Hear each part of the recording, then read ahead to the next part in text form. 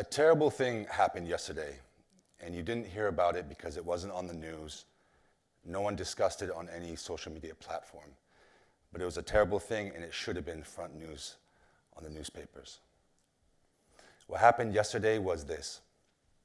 8,000 children died. 8,000 children died from what's called hidden hunger. And what's sad is that was 8,000 children under the age of 5, and it was absolutely preventable. What's also sad is today 8,000 children will die again, and tomorrow and the next day. And this will continue to happen unless we address this massive problem. Hidden hunger is caused by a micronutrient deficiency. It's not starvation. Bellies are full, but full bellies are not enough. If you don't eat enough of the colorful things on your plate, get those critical vitamins and minerals that we need, you will not grow up strong, you will not develop a strong immune system. And for a child, especially in those first critical 1,000 days of their life, hidden hunger can cause irreversible lifelong damage and even death. But it's not as simple as saying, hey kids, eat your broccoli, eat your veg. There are massive barriers, especially for those living in what we call the global south, places like East Africa, Southeast Asia. Barriers to access, barriers due to behavior, and especially cost. In fact, hidden hunger affects 2 billion people. That's 1 out of every 4 of us on this planet. Now I realize that's some pretty heavy information for a Monday morning, so I promise you the rest of this talk is about hope, about an exciting journey to find a solution and ultimately to scale that solution.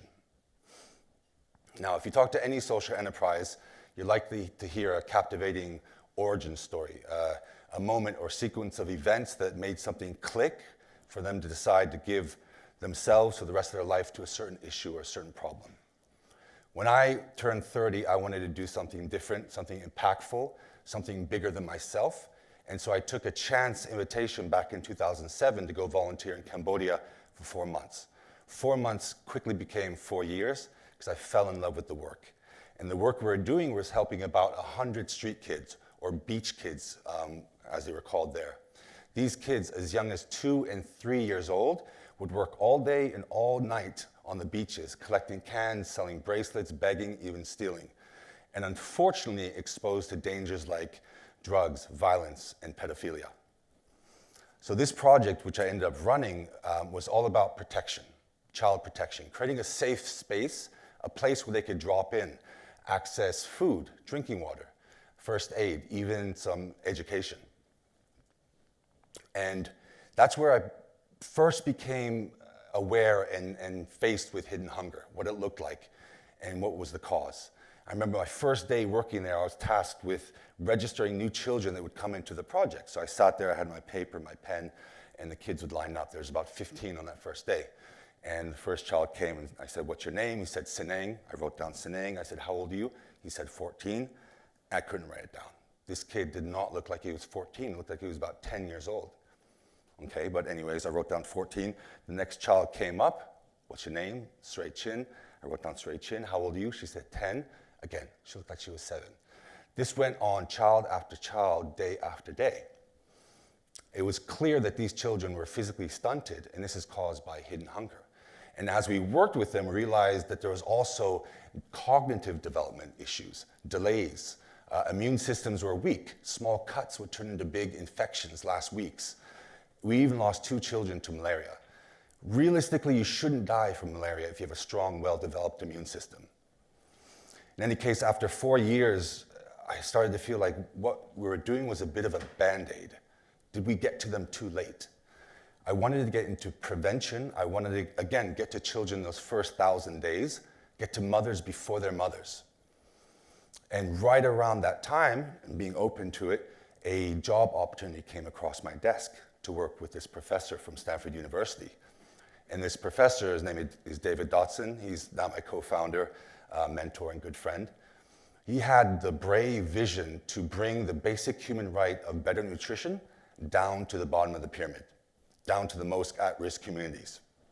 And what he recognized was what's worked here successfully to abolish hidden hunger, essentially, in the US, isn't working over there in these at-risk communities. And what's worked here is what's called food fortification, literally making food stronger by adding critical vitamins and minerals. It's proven, it's decades long, it's safe, it's cost effective, and it saves lives. That's why the majority of countries globally have laws on the books mandating that all staple foods that we eat and cook with must have these nutrients added. Whether it's zinc and iron added to flour to make pasta and bread, or vitamin A added to cooking oil. And we all know about iodized salt, right? It's safe, it's law, and it saves lives. But the issue is that there's a big gap in fortification. And this is what I was hired by David to work on and ultimately scale. What about her? If you're a mother living in a village or a town in East Africa, you're cooking this every day and your children are eating this every day. It's a porridge cooked with maize or corn flour, boiled in water. It's cheap, it fills your stomach, but again, full bellies aren't enough. And she's not buying that from some big supermarket chain because that doesn't have a reach there, that doesn't exist there, nor do these big food companies. She's buying that flour locally. It's produced and sold here. It's a small mill. Every village might have one, every town might have a dozen, every city might have a few hundred. But collectively, these tens of thousands of mills across East Africa feed entire nations. So we thought, if we're going to reach a lot of people, have a lot of impact, this is where we have to add nutrients. And it's a simple process. These mills add grain and out comes flour. So it's a great vehicle, a great location, again, to add nutrients to reach a lot of people. So we thought, well, we'll just buy a machine and add that machine. Nothing existed on, or off the shelf rather. And when something doesn't exist, what do? You invent it. And this is what we invented. It's called the Sanku dosifier. Sanku is actually the name of the village where David and I installed our first machine. And dosifier, well, because it doses. It attaches to these small mills, and the miller adds grain, and on one side there's these condensed powdered nutrients, and that comes out with the grain and gets ground in the mill, and out comes fortified flour. Think of your daily vitamin that you take, or should take, crush that up into powder, you have all those iron, folic acid, B12, zinc, all these key vitamins and minerals, then sprinkle it on your food. Similar concept, but same outcome. Now, fast forward to 2014, we wanted to operationalize this project. We have a machine now that works, now we want to reach a lot of people. So we started installing them in Tanzania, in East Africa, a country where 1 in 3 children are stunted, and over half of pregnant women are suffering from an iron deficiency. So a great place to have big impact. And we installed about 50 machines in about 50 mills across the country as a pilot to learn, reaching about 100,000 people. And we knew the machines were working because we installed chips in all our machines, SIM cards, where in real time, that data would be sent to our laptops or to our phones where we could see how much that mill was producing, if they were accurately adding a safe amount of nutrients, if there are any technical issues. This allowed us to streamline our operations, have bigger scale potential, and reduce our costs. And then, well, we had a machine that worked. We needed a business model to support that machine, to pay for the job essentially, and incentivize these small millers to buy these nutrients.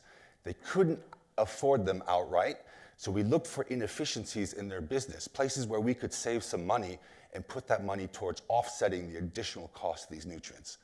In summary, basically sustaining the operations at that mill level. The best outcome of that is the fact that now this miller can sell a premium fortified nutritious flour, food in the marketplace at the same price as an inferior product, which means mothers don't have a financial barrier to buy this new fortified product. Remember, they're living on $1 a day. We don't want a mother to choose between eating healthy and sending her daughter to school. And so the combination of this innovative technology that allows us to remote monitor and reduce our costs, as well as this ability to neutralize the cost of the actual nutrients, has made us extremely cost effective. For the cost of a single cup of coffee, we can ensure and guarantee that a whole family has fortified food for an entire year. Think about that. 1 coffee, 1 family, 1 year.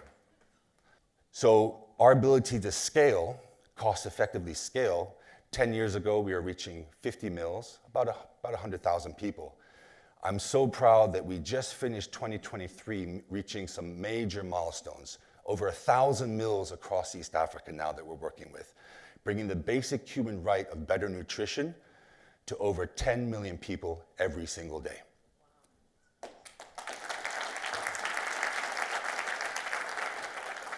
And when we put that number, that 10 million people reached figure, into our nutrition calculator, we see some great impact, potentially reaching over 500,000 children under the age of 5 who are at risk of lifelong stunting, as well as preventing close to 1,000 maternal deaths every single year.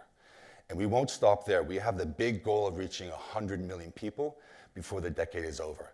And as a social enterprise, we do need your help. And so I'll end on this, and I'll end on this beautiful image right here.